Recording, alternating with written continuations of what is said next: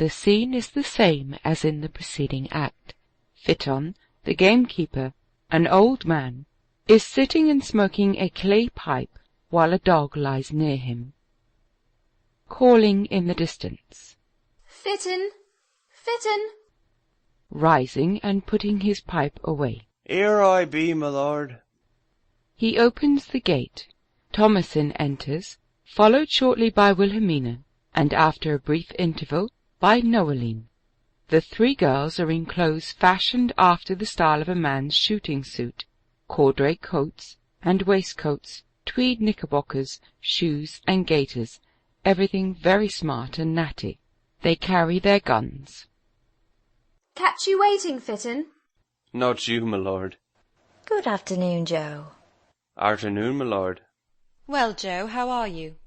Glad to see you back again, my lord. What's the programme? I thought we'd try the plantations first, my lord. That'll do. Get us back to tea. What time, Billy? Youette will be here with the tea basket at 3:45. We'll work up towards Silverthorn Coppice after tea. Birds be feeding there about sunset. Get along, boys. Thomasin, Wilhelmina, and Noeline go off below the hedge, Phaeton following with the dog. After a pause, de Grival comes hastily behind the hedge and clambers over the gate, calling, "Tweenways, my friend!" Tweenways runs up, attempts to climb the gate, falls over, and is caught by de Grival. Sitting, much agitated. Confound the thing! Looking over the gate, then joining Tweenways. They have stopped running. An ancestor of mine, Ughtred Fitzbray, called the Uncomely, brought inevitable destruction, so the legend goes, on those whom he cursed in anger. Curse these cows! First we come face to face with the deer, we leave them. Then we come face to face with the bulls, we leave them. Then... Oh, it's a beastly park. This is the only decent bit of retirement. Walking about impatiently. But here we do not meet the ladies. Here we shall never meet the ladies. Pardon me, if the ladies are out, they must come here to get away from the cows. One thing we may congratulate ourselves. We have lost Barrington. Ah, yes, we're rid of Litterly. Pacing up and down angrily. We soon tired him out. I am glad. 2 are company. 3 is too much. Don't you know? His society has already become intolerable to me. The boundless self-sufficiency of the man.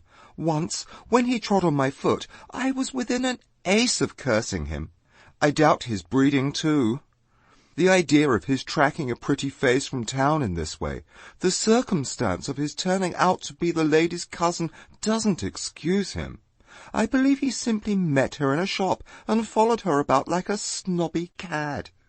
It's an accursed impropriety. Heavens, is chivalry extinct? What, eh? With a little groan. Tweenways, my friend, I am hungry. Hungry? I feel like a disused vault. Bah, it is an hour past my lunch. You forget, you did breakfast. I didn't. I may tell you, we never breakfast. Turning away. We. If we miss our midday meal, we have acute sinking of the stomach. My aunt quotes a quaint old quatrain.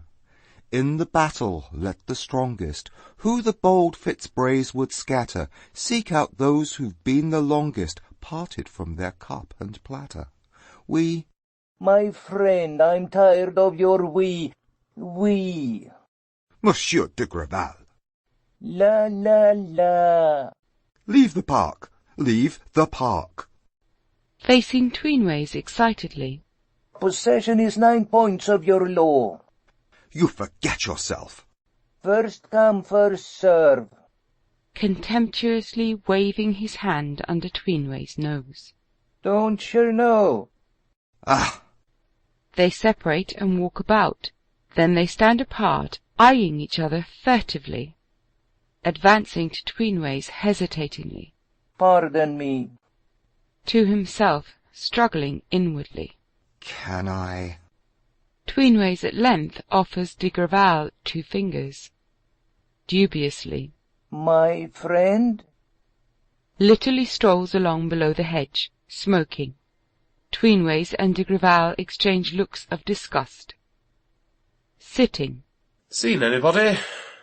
Not we. What have you been doing, my dear Barrington?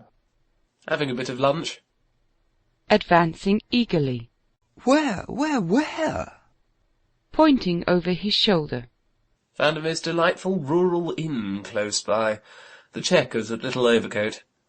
I say, if you two would like to patronise it, I'll watch here for the ladies willingly.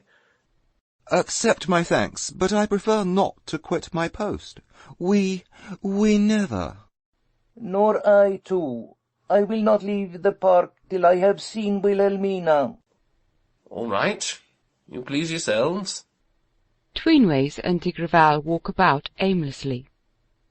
After a pause. What did they give you to eat? Grilled bacon. Oh!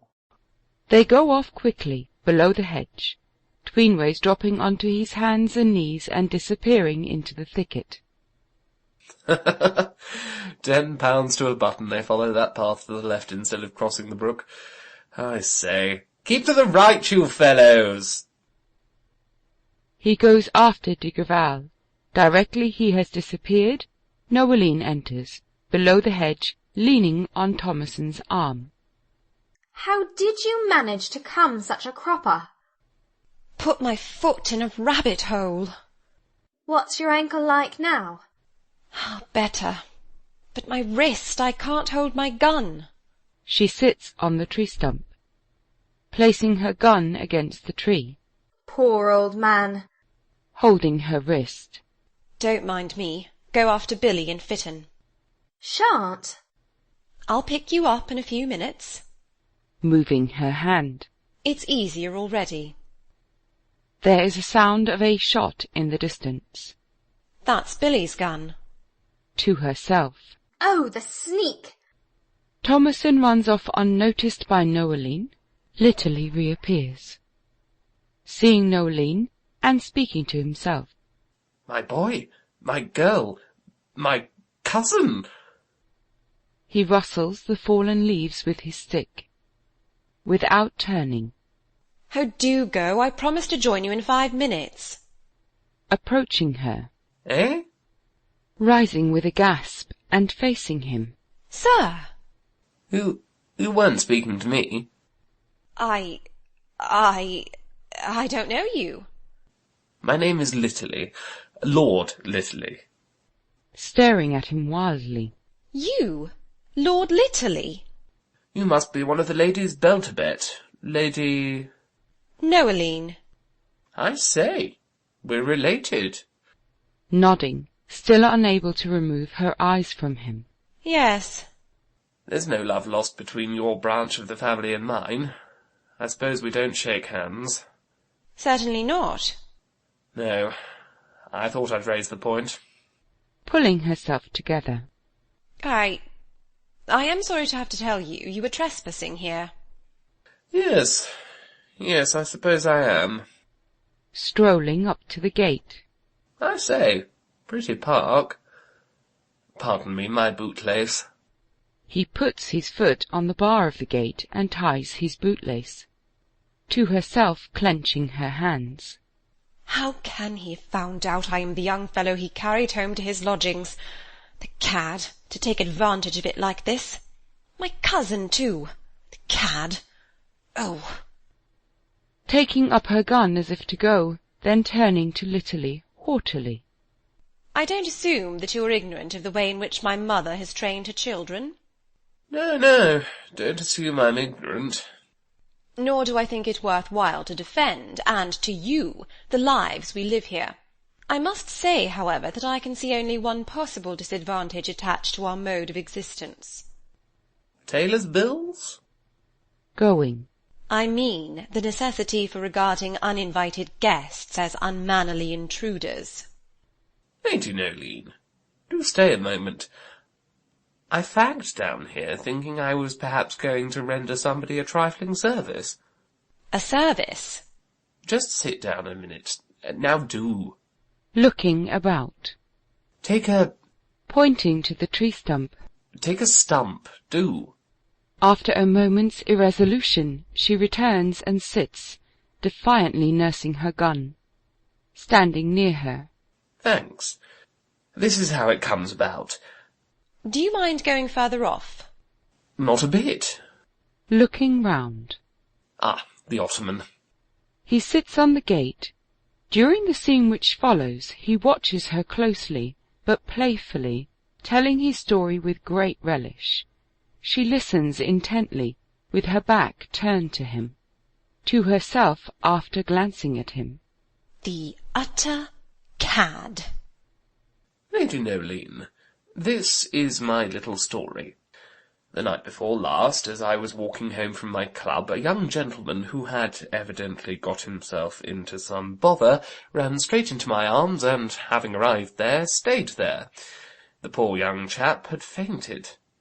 Well? I was puzzled what the deuce to do. He seemed a nice young fellow. I say, what would you have done? I really don't know. I'll tell you what I did in the end. There was no one about. I couldn't drop him into the mud or hand him over to the police, could I? Oh, no, you couldn't have done that. No. I hailed a cab and took him off to my lodgings. He did seem such a nice young fellow. Breathing. Will you please go on with your story, if you must tell it me? Certainly. Where was I? Oh, yes. He did seem such a nice young fellow. I don't want to hear what sort of young fellow he appeared to be. No, it doesn't really belong to the story. Well, I took him home and carefully deposited him on the sofa. To herself. Cad. He was a good-looking Johnny. Lord Litterly? I beg pardon. That's nothing to do with it. By and by he came round, but I didn't succeed in making much of him. I fancied he was off his head, which reminded me that he'd lost his topper, so I offered to lend him a cap. I say, you should have seen the way he grabbed at it. Then he bolted down my stairs and, in point of fact, hooked it. Getting off the gate. Now, this is the story. It was a new cap. He hadn't even said thanks for the loan of it, and that riled me. So down I went after him and followed his cab to a house in Chesham Street. Ha-ha! What do you think of that? I fail to see the smallest necessity for you to have followed this person about. It was a brand new cap. You might have known it would be returned. To herself, recollecting. Oh. Well, I did follow him, and there it is. Now, notwithstanding his bad form, he still struck me as being a nice young fellow. Rising. I cannot. Yes, now I think of it, that does belong to the story. Looking at her fixedly. He seemed such a nice young fellow that somehow I couldn't drive him out of my head, and next day I found myself hanging about that house in Chesham Street, hesitating whether I'd go and bang away at his door. With her eyes averted. What for? Still watching her intently. What for? Well, there was the cap. A paltry cap? A new paltry cap. However, I didn't knock. I'm such a slow man. But early this morning I was in Chesham Street again, and while I was lolling against a lamp-post, out you came with another lady, and got into a luggage brougham. I say, it was an awful job chasing that brougham to Paddington Station. The idea of your doing such a thing! What an intolerable liberty! She goes indignantly up to the gate, where she stands with her back to him. The mere idea of it! Oh! To himself, watching her admiringly. I say, she's glorious, and to think that I carried that up 27 stairs. She hates me for it, but I've counted 'em. To her. Lady Noeline, there's a look in your shoulders that tells me you'd like me to explain why I followed you. She quickly changes her position, still averting her face. The fact is, I saw a strong likeness in you to that Johnny, the sort of likeness a big sister might bear to a cub of a brother, and I felt an uncontrollable desire to have a jaw with you. Leaning against the trunk of the tree. You know, I didn't find out till an hour ago that we're cousins. Eyeing him furtively. However marked the resemblance may be between me and the individual you picked up, you will find it difficult to justify your pursuing a woman in this way. Wanting a jaw doesn't quite do it. Lady Noeline, I thought if I could get 5 minutes' chat with the girl who bears such a strong resemblance to that nice young fellow, I could advise her to keep an eye on, shall we call him her brother, in future? I thought I might, through her, save that nice young chap from some day falling into another difficulty when perhaps there would be no me to pick him up carefully and take him out of harm's way.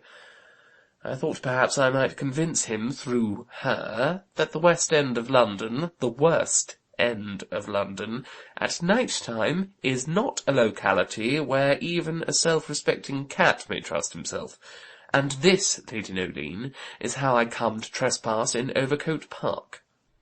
To herself in a low voice. He's not such a cad. It's positively delicate of him to avoid referring to me point blank. He can't be an out-and-out cad. To Litterly, her tone slightly altered. I understand now the service you wish to render, and I quite appreciate your intentions. There's one other small matter. Taking a ring from his waistcoat pocket. That Johnny left his ring on my hearthrug. Eh? Oh! Examining the ring. Rummy old thing it seems to be.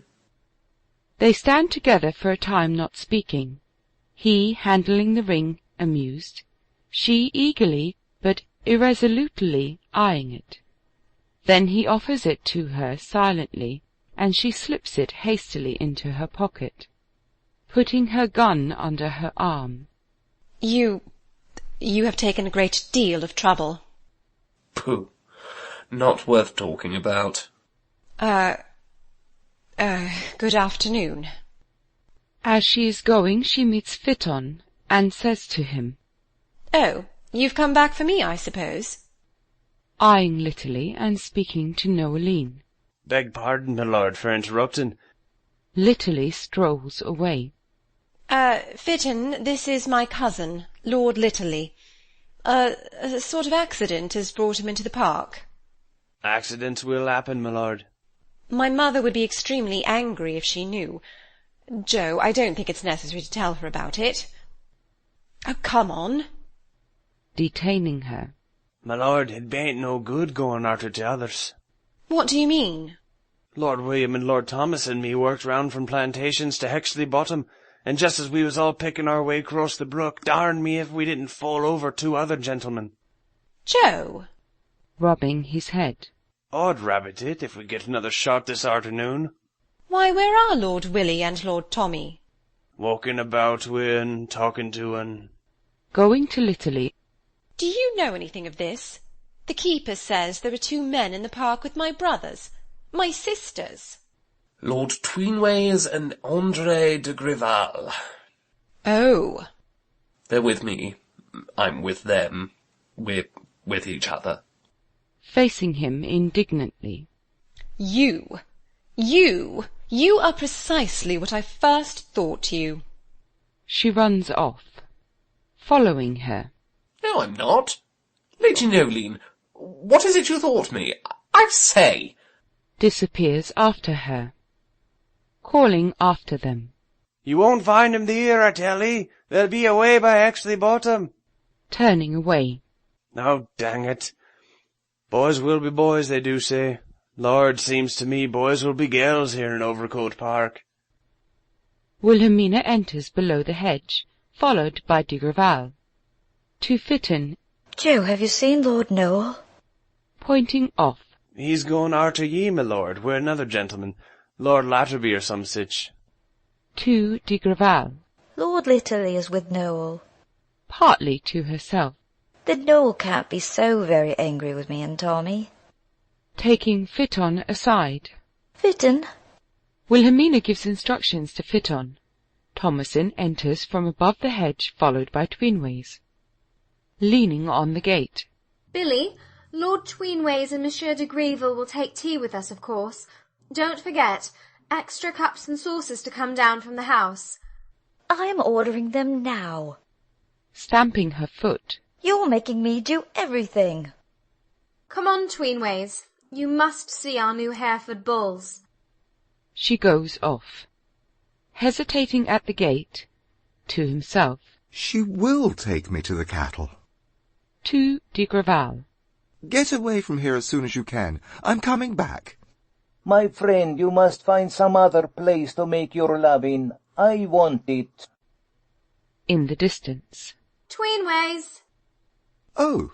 Going, and saying to himself as he looks at de Grival indignantly. Insolent! Insolent! He follows Thomasin. To Wilhelmina. Don't ye be afeard, my lord, I'll make it all right with you at. To himself. You at don't get no more game out of me for her sister in Lunnon if he can't keep his mouth shut. Fitton disappears. Wilhelmina sits on the tree stump, and de Grival comes down and kneels by her side. Monsieur de Grival.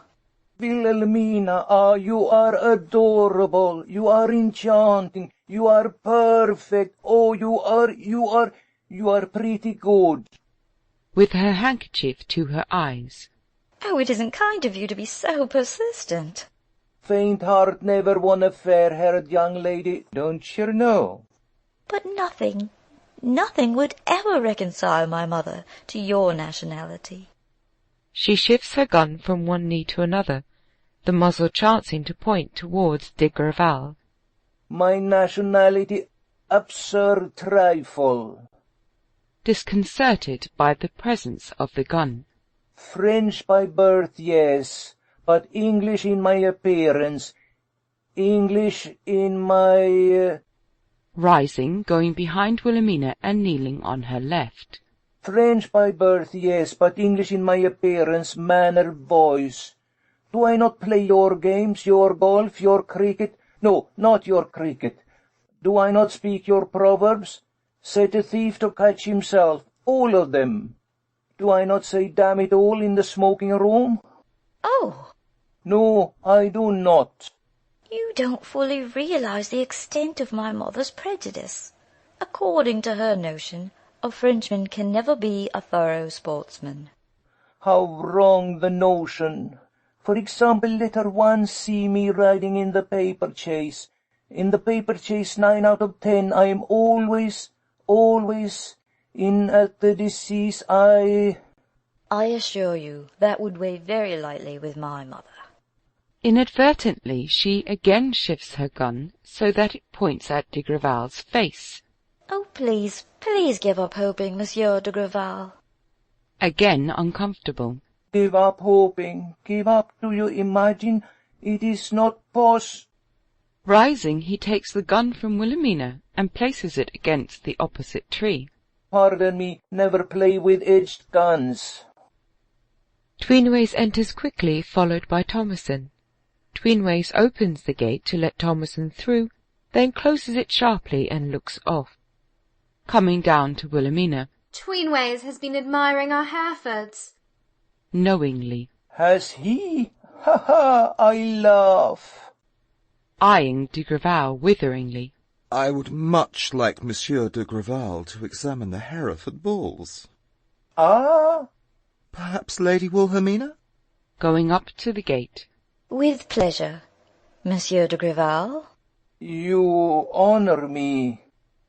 Tweenways opens the gate, Wilhelmina passes through. De Grival follows, then returns for the gun, saying to himself, In case prevention is better than being run after. To Tweenways, insultingly in passing him. Don't you know? falling back. Ah! Wilhelmina goes off, followed by de Grival. Then Tweenways climbs onto the gate, looking after them. Insolent! May they toss him like a common coin! Insolent! He joins Thomasin, who is sitting on the stump, lighting a cigarette. Offering him her cigarette case. Smoke? Thank you, no. We Fitzbrays do not smoke. How a man can exist without it puzzles me. We drink. No, what, too much? Alternate generations have the drink bias very clearly defined. Where do you come in? The predilection skips me. My father was called Three-Bottle Tweenways, but in one way and another he made a good deal of history in his time. It must be a bad business to be a tippling Tweenways. Walking away a little annoyed. Pardon me, we don't think so. Following him. I say, Tweenways, I'm still thinking over what you've told me about this fellow Litterly, following my brother Noel from town and intruding himself here. Pray dismiss the topic for the moment. Lady Thomasin, for the third time, I love you. Oh, shut up, Tweenie. We are always listened to. Stamping her foot. Oh! She goes to the gate and leans upon it, with her back towards him. Walking to and fro. Lady Thomasin, it would be an easy task to descant on your beauty, your amiability, but when I express my conviction that my family would regard our engagement with favour, it seems to me I say everything. Heavens, what a test to apply to a woman, and yet you emerge from the ordeal unscathed. The Fitzbray legend runs. To himself. Dash it, how does it run? To herself. Of course Tweenie's right. The fellow must have been simply attracted by Noel's face. Confound him. I've got it. Search the south and sweep the north, scour the east and spoil the west, speed your emissaries forth to the fairest and the best. Storm the city's topmost heights, steal about the countryside, when every grace in one unites, you will have found a Fitzbray's bride. To herself. The mate has often told us that those other Belturbots are outsiders. Resuming his march. On the subject of my claims upon your esteem, my own mouth is necessarily closed. But there's a sentence in a letter I received yesterday from my sister, Lady Clondolphy. Searching for a letter. Which, perhaps, you ought to... Finding it. Ah! He produces a letter and a large reading glass in a case. Eyeing the reading glass. Hello, what's that machine? We have no sight to speak of. Reading. One thing, dearest Galfred, I would urge upon you, to guide you in your quest of a woman fitted to figure with you in history's page, and that is the constant reflection that you preserve in your own person all that is noblest and best of the medieval spirit. Advancing to Thomasin. Lady Thomasin. Look here, old man. We are delighted to see you here to tea while the mate is away, to show you the Herefords and all that, but drop the rest. Even if I were inclined to turn myself into a girl, which I ain't, the mater wouldn't hear of anybody but a man with a chest that'd take you the best part of the afternoon to drive round. Putting away the letter and glass. Can it be possible? However, we have never hesitated at self-sacrifice. If you could suggest an easy means of muscular development... By Jove! Tweenie, if you did want to show what you're made of... Made of? This fellow Litterly, our cousin, who sneaks into our park after a pretty face. You could do it if you liked. Do what? You know a lot of bad language, naturally. My grandfather was called Round Oath Reginald. His swearing made history. I know some, too, only the mater bars that. Well, when you come across Litterly again, you use yours, will you? To Litterly? Certainly. Tell him what we all think of his conduct. I should have little hesitation, in... Good man. running across to the right. Hello. Eh? Eh?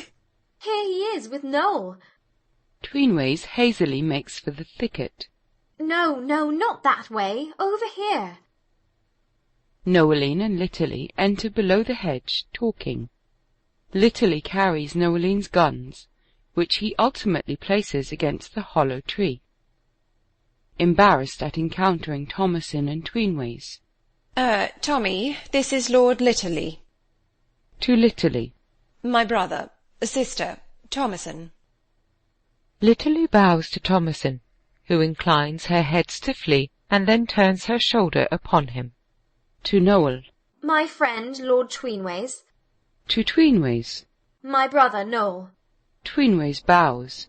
Noeline returns his salute haughtily. Taking Thomasin aside. Why do you treat Lord Litterly, a cousin, so very coolly? How dare he come here?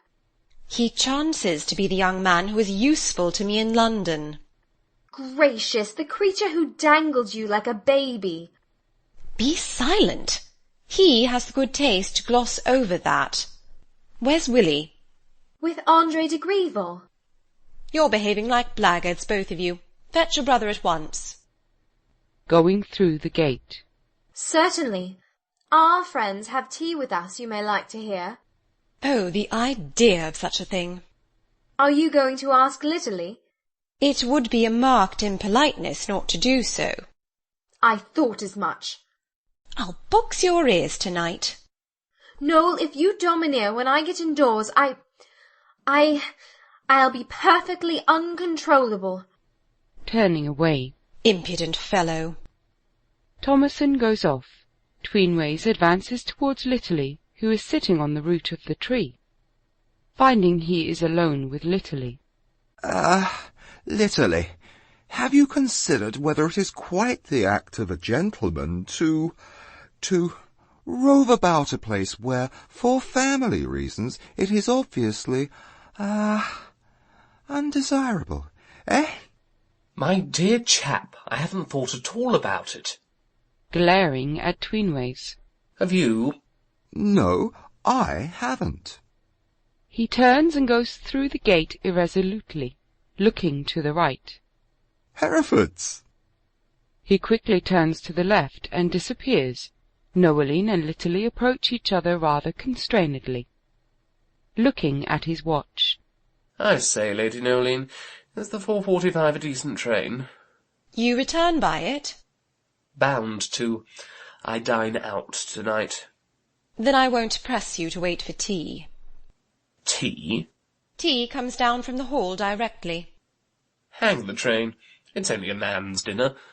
You mustn't disappoint your friends. Goodbye. He grips her hand tightly, and she cries out. Oh! What? Holding her wrist. I have a sprained wrist. Taking her hand again. I say, I am sorry. I'm afraid I... Looking at a mark upon her wrist. Hello? What's that? Nothing. N. My initial. What's it doing there? I am sure you'll lose your train. Who put it there? Oh, when we were quite small boys, Willie and Tommy and I, we used to tattoo each other on wet days. The nearest way to the station... Looking at her wrist. By Jove! How did you manage it? Oh dear, if you must know, there's a scrubby little plant with a scarlet sap growing here at Overcote that does it. Walking about looking upon the ground. It's early for it, but I dare say I can find you a sprout. Plucking a root. Yes, this is it, I believe. Breaking the stalk and showing it to him. There, you simply make punctures and paint them with the sap. He takes the sprig and examines it. The nearest way to Scrumley Station. Looking at his wrist, then at her. Would you mind carving something on me? I? Drawing herself up. Really? I say do. I say. Stamping her foot. What a maddening trick you have of saying I say. Forgive me for remarking it. I know it's a rotten habit. I say, I beg your pardon, I mean, if you'd write me just one little letter... Lord Litterly? On my wrist? It would remind me to drop saying, I say. I fear the habit must remain unchecked. She walks away and with her back to him, picks some more of the plant. To himself, pulling the sprig to pieces. She hates me like poison. She hates me not. I've half a mind to pay her out for snubbing me like this. I could do it too, if I chose to tell her of that trifling little circumstance I kept back. Why shouldn't I? She hates me like rats. She hates me not. Lady Noeline? Not turning. Yes? I say, there's something on my conscience I should like to get rid of before I go. On your conscience? Well, when I told you the tale of my picking up that nice young fellow the night before last, I left out one little occurrence. You left out one little occurrence? It happened while his brain was wandering, just as but very likely you wouldn't think it belongs to the story. Perhaps you will give me the opportunity of judging. With pleasure. On one condition. What's that? Tapping his wrist. That you'll write me that letter. Certainly not. As a memorial of an awfully jolly adventure? And that would be the price of the omitted episode? Turning up his shirt cuff. The reserve price. I wouldn't pay it to buy the whole county. Turning down his shirt cuff. Episode bought in. Oh, you have really something to tell. Honour bright. I think your behaviour is infamous. Drawing a long silver pin from her hair and approaching him. You have no objection to this? Turning up his cuff again. Delighted. She sits on the stump, and he stands on her left, extending his wrist. What letter? N will do. I prefer any other letter, please. Oh. N stands for lots of things. N's for nothing. Oh. She makes the punctures. Sitting beside her. You can't reach. As she makes the punctures. This will be a vile N, I promise you. Wincing. You must have been plucky kids to stand much of this. Becoming interested in her work. We were plucky kids, as you express it. Tommy especially. Tommy? I remember. It was on Tommy I used to make the most elaborate designs. Poor Tommy. And have those frescoes faded? I think you are the most inquisitive person I have ever met. Sorry. No, I wish they would die out. They occasion such serious inconvenience now. Do they? How? Oh, really, if you will know everything. When Thomasin visits as a girl, it is impossible for her to appear to advantage at dances or any low-necked function. Sticking the hairpin in her coat. There. Rubbing the broken stalk of the plant upon his wrist. I wish you joy of this N. They rise. Listening. I think the others are coming. What is it you left out of your story? Be quick, please. Turning down his cuff. I shouldn't have mentioned it. Only I think a chap who's fond of his mother must have a lot of good in him, and so it's no more than just to that Johnny. Fond of his mother? Explain yourself. Well, after I'd carried him up those 27 stairs... Clenching her hands. Oh, yes? After I'd carried him up those stairs, I stopped for wind on the landing, and it was then that nice young fellow sighed and groaned and put his arm around my neck. He didn't. And called me mother in a whisper. He didn't know what he was up to, of course, but it showed his good instincts. Anything more? One thing more. I couldn't stop his doing it, you know. My own arms were engaged. Stop his doing what? As he said good night, Martha, in a dreamy way, he kissed me. That's the incident. When's tea? Oh! Oh! She turns upon him fiercely, deeds him a sounding blow upon his ear, and walks away, looking after her. Does the invitation to tea still hold good? Wilhelmina, de Grival, and Thomasin come through the gate. With de Grival timidly. Noel, may I introduce Monsieur de Grival? Advancing to Noel gallantly. Lady Noeline, I am charmed to be here, not asked. Opening the gate. The tea? Look sharp, Yote. Don't go to sleep, Fitton. Litterly is presented to Wilhelmina. Youatt and Fitton enter through the gate, carrying a large square basket and some camp stools. They open the basket and arrange the tea things on the tree stump, Thomasin assisting, while Litterly busies himself in placing the camp stools. After the tea is laid, Youatt removes the basket and takes up a position by the gate. Fitton goes off. To Youatt while tea is being laid. What's the matter with you, Yote? Wagging his head. Oh, my lord, what are we all a-coming to? We're all a-comin' to tea directly. Oh, the disgrace to the park. Yote, if you ever breathe a word to a soul. Don't think it to me, my lord. To Thomasin, who is carrying camp stools. I say, let me help. Glaring at him. Thanks, awfully. To himself. The little un's no friend of mine. To herself. Impudent interloper. To himself. Rude little mass of tattoo. Tea, come along, Noel. Sit down, Willie. There you are. Monsieur de Grival. The girls sit upon the camp stools, the men upon the ground. Noel pouring out tea with Litterly on her left. Thomasin is in the centre with Wilhelmina and de Grival on her right. To himself. Ah, a sad stain on the park. To Noeline, wrapping his handkerchief round his wrist. You observe I am stopping to tea? I can hardly avoid doing so. Ah, please don't draw attention to your wrist in that way. Putting his handkerchief away. I say, did my cousin Thomasin tingle like this when she was frescoed? Wincing. Oh!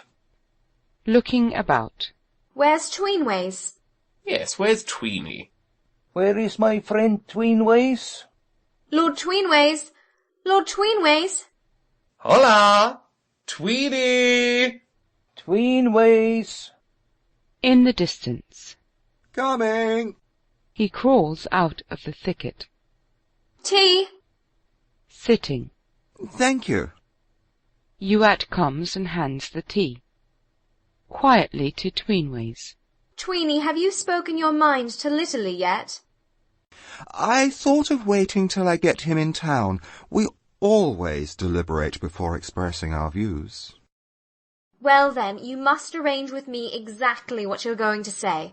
Look here, will you and Andre de Grival come up to the hall tonight when it's dark, and have a quiet chat about it with Willie and me? Come up to the hall? Not to the door, of course.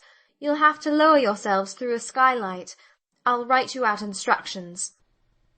Tweenways produces a letter, tears off the half-sheet, and gives it to Thomasin, who writes on it with pencil. There is the sound of the loosening of a string of Wilhelmina's guitar in the hollow of the tree. Starting up. Ah, what? A string of my guitar. Taking the guitar case from the tree. Oh, you play, you sing. No, no. Taking the guitar from the case. Lady Noeline, my dear Barrington, Tweenways, persuade. Handing the guitar to Wilhelmina. Don't you know? Lady Wilhelmina? Do, Willie. Ah, if you like. Wilhelmina strikes a chord. To himself, breathing. We loathe music. Wilhelmina sings a simple song in 2 verses. At the end of the first verse. I say, charming. Ah, bravo, bravo, pretty good. Quietly to Youatt, giving him the note she has written. Take this to Monsieur de Greville. Youatt gives the note to de Grival, who reads it.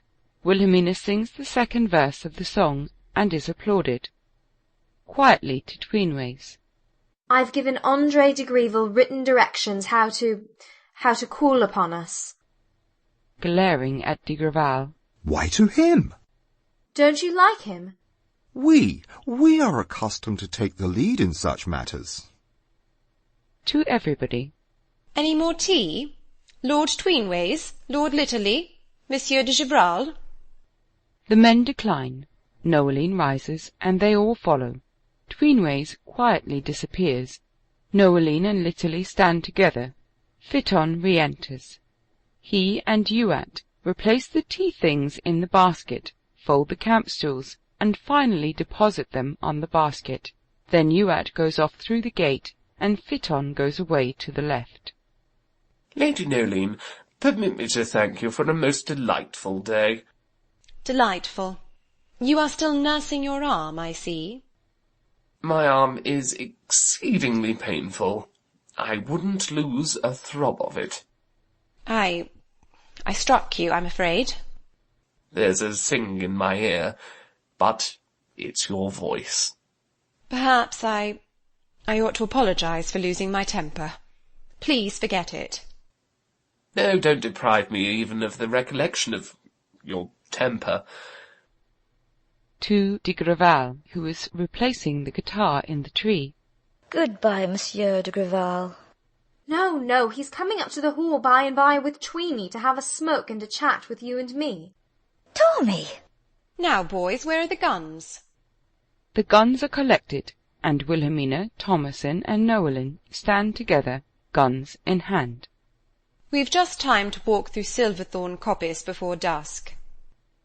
Taking her place between Wilhelmina and Thomasin. Gentlemen, a final word. Looking round. Where is Lord Tweenways? Tweenways! Tweeny! Tweenways, my friend. Tweenways! Tweenways enters from below the hedge. A red flush suffuses his nose and cheeks. Oh dear! Queer, Tweeny. We ought never to take tea. Gentlemen, my brothers and I bid you good afternoon. Good afternoon. Good afternoon. We have been extremely wrong in receiving you here. Yes. You are almost equally to blame for permitting us to do so. Ah, yes. No doubt about that. We ask you to forget that you have entered Overcote Park. In a few hours the grass will revive where you have trodden. Let that be a hint to your memories. Now be kind enough to leave the park at once. Goodbye. The men advance together and shake hands with the girls. Thanks for a splendid time. Most interesting day. Ah, I have liked myself here. The men return to their places, raising their hats as the girls go through the gate. Where's Fitton? Joe? He'll follow. Come, boys. They disappear. Sunset appears. Litterly sits thoughtfully. Tweenways and de Grival stand together, eyeing him. To Tweenways. What to do? How to give Barrington the slip? We simply leave the park now with him and walk to the station. Don't you know? It will be easy to invent an excuse for our not sharing his compartment. For instance, he will smoke. Ah, necessity is the mother of objecting to a smoking carriage. Just as the train is starting, we two get out and speed back to Overcote. My friend, how quick the brain! We are seldom at a loss. Advancing to Litterly. You catch the next train, I presume, Litterly. Oh, I catch it or lose it. To himself. She's glorious. De Grival and I catch it. Good luck, old chaps. To himself. She's splendid. It would have been pleasant for us to have finished the day together. Don't bother about me. I may stroll about and go back later. De Grival and Tweenways retire and consult together. To Tweenways. What to do? We are seldom at a loss. Your plan has broken up. Dash it! Manage it yourself. Coming to Litterly. My dear Barrington, our word to the ladies. Honest is the best way out of the park. Taking Tweenways' arm. Tweenways and I now go. Rising. Oh? Which way? The way we entered. All right. Run along. Which way do you? The way I entered. Waving his hand. See you soon. Waving his hand. A pleasant picnic together. Goodbye. Taking out a cigarette. Ta-ta. Glaring at Litterly. He drops us. Insolent!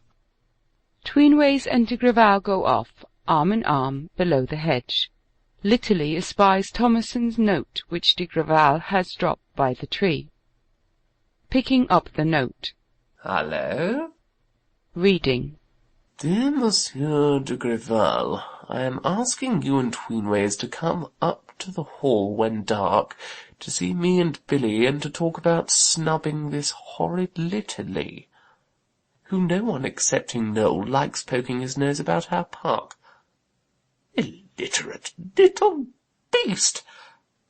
We can't entertain you tip-top, as it must be in our old shut-up schoolroom, but there will be a decent weed, and, please heaven, sloes in brandy.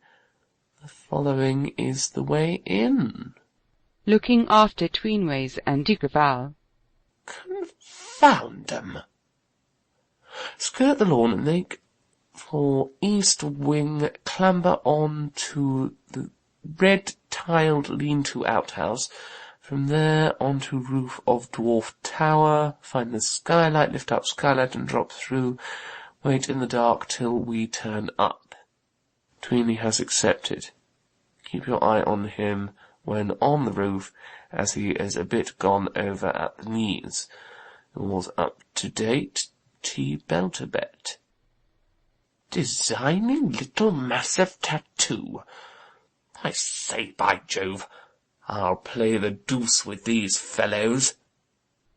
De Grival runs up, scared hatless and disordered. My dear Barrington. Slipping the note into his pocket. Hello. We have encountered not a pirate. No, a poacher. We are hurt. Where's Tweenways? Tweenways enters. His hat is crushed down over his eyes, his clothes are torn, and generally he presents evidence of having been engaged in a struggle. Embracing Tweenways. My friend! Pulling de Grival away. What have they been doing to you, Tweeny? Just as we got to the brook, great hulking brute, putting down nets. Never heard such language in my life. Wanted to know why an honest man wasn't allowed to earn a living. I said we never answered questions of that sort. My head. Yes, the wretch knocked de Grival's head against mine. Twice. 3 times. Possibly. I left off counting. Luckily somebody came up and enabled us to get away. A poaching beast. Come on, you chaps. Detaining Litterly. No, don't interfere. He's choking the keeper. Litterly runs off. Oh, it's a filthy park. Leaning against a tree. My head is a very bad one. Feeling his leg. We can't stand being knocked about. Heavens, this limb is injured. Did you see me kick him? Kick him? The poacher. I thought I had broken him. Fool, that was my leg. Orts, a most forbidding-looking rustic, emerges from the thicket. Turning. Ah! There he be again. Get thee out of my way. Flinging de Grival to the ground, and dealing Tweenways a blow which knocks him down. I be a poor agricultural labourer. Give me all the gold you got, honey. Emptying his pockets. Oh, this is an atrocious park. Giving his money to Orts. Go away. Farming be bad in these parts, I tell 'ee. This be ain't all. We never carry much loose money. Then I'll blacken thy other eye for 'ee. My friend changed a note this morning. Try my friend. Orts turns to de Grival, who commences to search for his money. To de Grival. I tell 'ee I be thoroughly deserving. Thy gold. Litterly enters from below the hedge, followed by Phaeton. He seizes Orts and pinions him from behind. Your belt, Phaeton. Do you know the scoundrel? Phaeton takes a strap from his waist, and he and Litterly secure Orts's arms. John Orts, my lord, a poacher since he were a babby. I be the sole support to me mother, I be. Not a single Sunday morning service have I missed at Scrumley Church this 10 year. Now then, Phaeton, what shall we do? If we make police business of this, my lord, it'll come out there's been some rakes about the park arter our young gentleman. Folks will be talking. That's true. Better run the scoundrel off the place and have done with him. Another moment and I should have had his name and address. To Phaeton. Pat my friends on their legs. To Orts. Get on. Going. I were in the church choir 5 years, singing like a cherubim. He disappears, Litterly following him. Raising Tweenways. Hey, thy left eye be a rummin. Tweenway sits on the stump of a tree. His eye is slightly discoloured. Phaeton picks up de Grival, almost in tears. Heavens, what a park! To Phaeton. A doctor very near? Tell me. If it be only bruises, sir. Bowser, High Street, Scrumley, chemist and druggist. To Tweenways. My friend, let us go and be drugged. Looking at Tweenways, who rises. Ah, a great change in you. We scar quickly. Taking his arm. It is a wise father who knows his own friend when he has such a bad eye. Tweenways and de Grival disappear.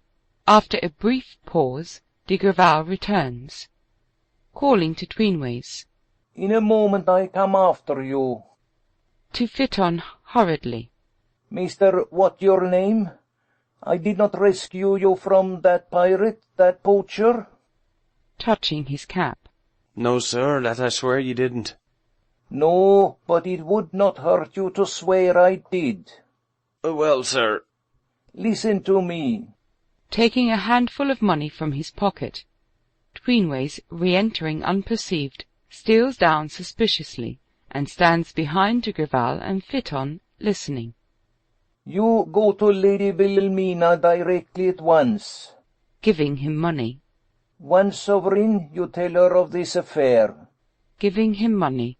£2, you say I found that poacher strangling your throat. Giving him money. Another, you tell Lady Wilhelmina I kick him, I rescue you, I kick you. No, I kick him again. I save your life, bravely. Giving him more money. Don't you know? Coming between Phaeton and de Grival. Monsieur de Grival. Ah. Permit me to say that, if any representation of this kind is made, I must be. In it? Tweenways bows with dignity. I have no objection. To Phaeton. You will see Lady Thomasin as well as Lady Wilhelmina. Searching his pockets. Monsieur de Grival and I found the poacher choking you. This gentleman and I, at great personal risk, preserved your... Heavens! That villain has my money! Ah. Producing money and offering it to Tweenways. I loan you. To himself, hesitating. Can I? Taking the money and giving it to Phaeton. You understand? Touching his cap. Yes, my lord. Tweenways moves away. To Phaeton, pointing to Tweenways. We now save your life, both of us, bravely. Don't you know? I know, sir. Going to Tweenways. We reconcile each other. Tweenways reluctantly extends 2 fingers. De Grival cheerfully takes his arm again. My friend. They go off. It is now dusk. Counting his money. Dang it won't do me no hurt telling a few lies about un. 2, 3, 4. Litterly re-enters. Where are my friends, Fitton? Pocketing the money. Oh, they be just gone. To himself, chuckling. By Jove, I mean to play old Harry with them. Hi. Sitting and holding his arm. Oh, I say. Twisted thy arm, my lord. Taking out his pocket handkerchief. Fitton, wrap this handkerchief round my wrist as tightly as you can. To himself. Oh, these fellows. Looking at Litterly's arm. Eh, the scoundrel's hearty. No, Lady Noeline was kind enough to do that with a hairpin and a red root that grows about the park. Lady Noeline and I are cousins, you know, Fitton. Go on. A red root that grows hereabouts. Yes. Putting his foot on a piece of the root which lies on the ground. Here's a bit of it. Picking up the root. That? In the distance, calling. Joe? Hello? Fitton? Going to the gate. The young gentlemen be on their way back to the hall. Litterly hastily conceals himself behind a tree. Noeline enters. Stopping at the gate. Fitton, why do you leave us like this? To Noeline, over the gate. Excuse me, my lord. Showing the sprig he has in his hand. Be that the weed you've been rubbling young Lord Litterly's arm with? Who told you anything about that? Take my gun, I'm going home. My lord, this be the wrong stuff, I tell 'ee. Eh? The red root hasn't grown here at Overcote many a year. This here be crimson snakewort. It be a rank bad poison, they do tell me. Coming through the gate. Fitton! Looking towards the tree. Shh! Fitton, you don't mean to say I really hurt my cousin's arm? Lord Litterly, my lord. Noeline sees Litterly. Fitton goes quietly away. Litterly advances to Noeline. Oh, Lord Litterly! I say, here's a game. A game? Don't stand there looking at me. Get out of the park. Why did you ever come here? Go to Dr. Flack at Great Overcote. Don't you hear me? Shaking him. Run to Dr. Flack. Why, I've never been to a doctor in my life. You must now. Clinging to him. Oh. Supporting her soothingly. Don't. Ah, I know how to hold you. Getting away. How dare you? I hate you. Do you? Then I swear to go to no doctor. Pshaw, what do I care? It serves you right. Going up to the gate and opening it, while he sits whistling. Then hesitating and returning to him.